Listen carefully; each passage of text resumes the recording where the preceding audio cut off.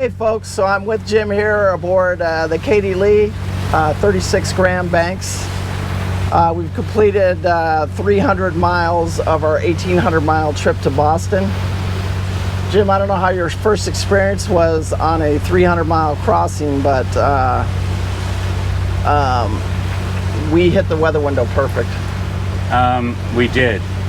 I mean, one of the things that I've learned is, never let your schedule dictate your actions and what you're supposed to be doing. But when we're talking about weather windows, it's a completely different story. And we just saw the most ideal weather, situation, and it was important for us just to go and take advantage of that, right?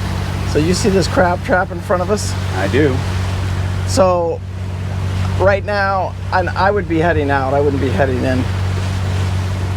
How many feet of water are we in right now, Jim? 26. Yeah, we're going to be probably inundated with these crab traps. Anyway, the trip was just amazing. The water was smooth and calm. I went in, I did my engine room checks, and I'll show you some of that video right here. And then we didn't know, we hadn't driven or taken this vessel out on any type of long cruise, so it was kind of new to us. So getting it going and just making the call to make that crossing. But the dolphins were perfect, the weather was perfect. I got to show you guys these dolphins right here because they were just absolutely gorgeous out there. But one of the surprising things to me was just like, we're out there 150 miles from nowhere and seeing somebody out there in the middle of nowhere. And we came across the fishing boats as we got a little bit closer, but it was definitely a move. Oh wow, look how beautiful it is out here today. Wonder how long this is gonna hold up. How many feet of water are you in right now? We're in 25. We're clear. But the crossing was beautiful. I'm going to share all the video with you guys. I think I'm just going to put it together here, put some music to it, see the actual videos of the crossing.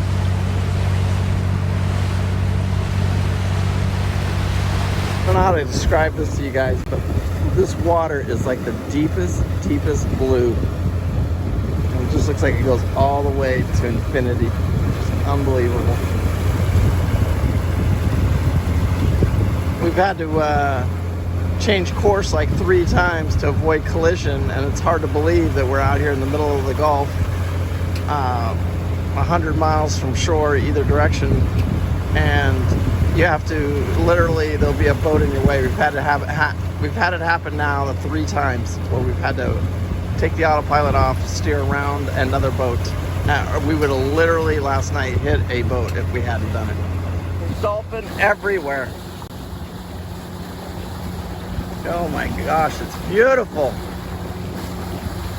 Jim, there's... Oh, did you see that?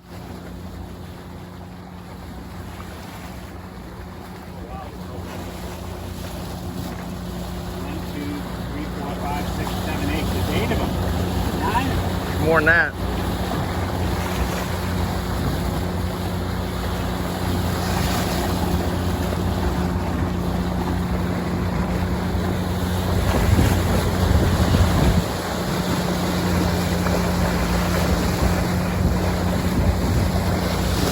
You guys can see this, but about, I don't know, 100 yards off of our port bow here, fishing vessel. We've had to avoid these things more than once throughout the night. I think this is our 4th one. If we had to disengage the autopilot and alter course, otherwise that's a good, you gotta have a watch out here. Happened to us 4 times. We're in the middle of nowhere. Really is hard to explain, but it's, look at this, just flat, calm seas. We got about 15 more hours to go. Should get us in around midnight. It's got its course a little bit different. I'm going to change course here. We'll come in Tampa Bay. If the bridges are closed, we'll find a little anchorage. But that's our plan right now. Look at that, just absolutely gorgeous out here. It's hard to explain. And that water just looks so crystal clear when you see those dolphins swimming around there. Tropical weather outlooks. A graphical version of the tropical weather outlook is available on the web at https://www.hurricanes.gov. Rain reports along the coast and offshore buoys. At the feed man site at Cedar Key, winds were west at 7 knots. Air temperature 78 degrees. At the feed man site at Venice, wind west at 13 knots. Sea temperature 82 degrees. Air temperature 78 degrees.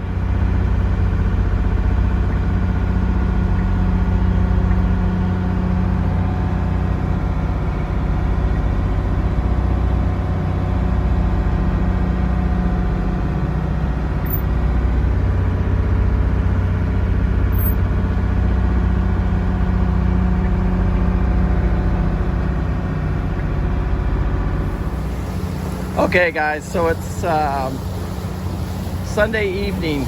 Looks like we're gonna get in about midnight. We're just gonna hit an anchorage and then we'll get a few hours of sleep. But just a beautiful, beautiful ride. I just feel like, oh my God, Jim's in there cooking hamburgers right now. And the seas, we got a following sea right now. They're probably a little bit over 1 to 2s, but you know, the boat, this 36 Grand Banks is just chugging along here. 30, yeah, we'll be in over 30 hours, 300-mile open ocean crossing in this 36 Grand Banks, and she's just done a wonderful job. We're getting the decks cleared up, we're getting everything just dialed in on the boat, and spent all day today. We've taken naps and just getting the boat just cleaned up. Just wanted to show you guys this. The dolphins have been playing all day long. That gives you a pretty good idea of the sea condition right there. You see it. But it was probably an ideal.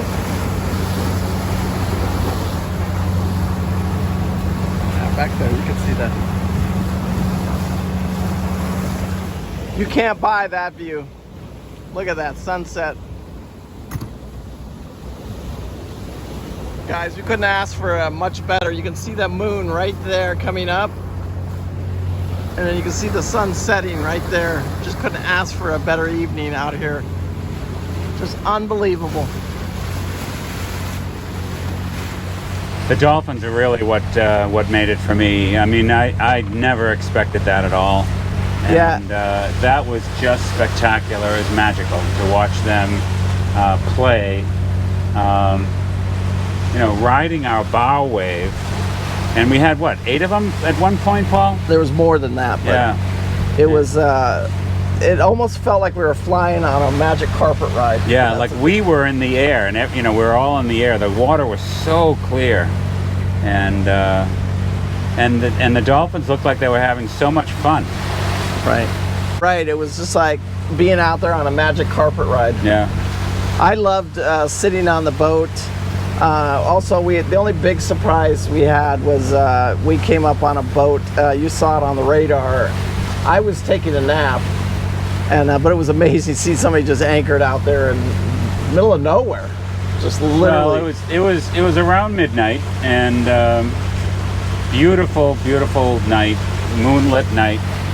And I was watching the radar, and there were 2 blips about 12 miles out coming towards us, and they weren't deviating their course. They just kept on going towards us and towards us and towards us. And then at some point, when one of the 2 boats was within, you know, a couple miles, it became very clear that we were on a collision course, and we've got kind of a unique autopilot on this boat, and we had to you know, change course pretty quickly, and then I saw something I've never seen before. We were out in the middle of nowhere. We're in 100 feet of water, and this guy was anchored. he was anchored. He was just, you know, sitting there in the middle of nowhere with his anchor light on, and he wasn't coming towards us. We were going towards him. Yeah, right. So that was new. That was new to me. Yeah, I mean, it looked like a guy just sitting in the middle of nowhere. Just, whew, it's pretty cool though. I like the crossing. And then again, we had, you know, after I then took a nap, you had said before that, you know, that you had to alter course 2 or 3 times after that, and which is interesting because we're in the middle of nowhere. Yeah, but those were fishing boats, so I got the fishing boats. I didn't understand the guy out there just in the middle of nowhere, but you know, it is what it is, and that's why you got to have a guard. Somebody has to be on watch. These guys that come out here, I mean, you can set your watch to your radar, basically. You know what I'm saying? If you're out here by yourself, but you got enough sleep to make it from radar image to radar image. And then there are some people, I think, that go out here, they set their autopilot, and then they just go to bed. And, yeah, that is not a smart move. No, that would not be Had we done something like that, I think we would have smacked right into that guy. Yeah. So. Anyway, guys, Jim, I'm going to end this video. Peace out. Remember, live life with no regret. I do. I don't know about you yet, Jim. He's a little pissed off right now because of the coffee thing. There's this whole coffee thing going on. The only thing I regret is not having my coffee this morning.